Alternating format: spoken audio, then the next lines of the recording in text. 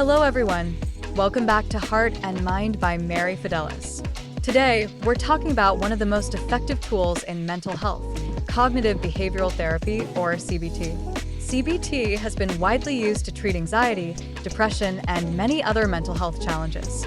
It's all about identifying and challenging negative thought patterns that may be holding you back. In this video, I'll explain how CBT works and show you some simple techniques you can use to challenge your negative thoughts.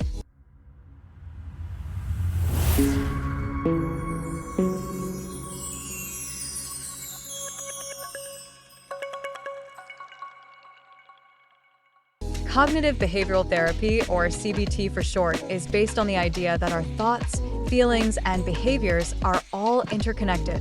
When we think negatively, it affects how we feel and act. CBT helps you break this cycle by questioning those negative thoughts and replacing them with more balanced, realistic ones. For example, let's say you're thinking, "I'm going to fail this test." This thought might make you feel anxious and lead you to avoid studying. But CBT teaches you to ask, is there real evidence that I'll fail? What if I do my best instead?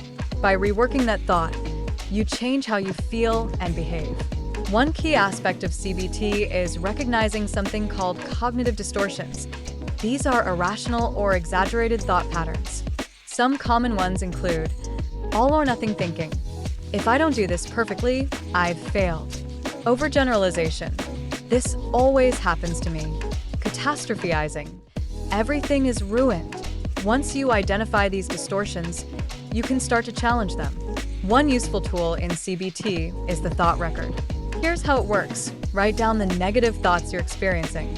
Identify the cognitive distortion, e.g., catastrophizing, overgeneralization. Challenge the thought. Ask yourself, what evidence do I have that this is true? Replace the negative thought with a more balanced one.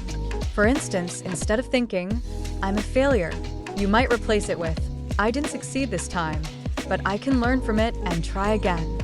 Cognitive behavioral therapy is an amazing tool to help you challenge and change negative thought patterns. Give these techniques a try the next time you catch yourself thinking negatively.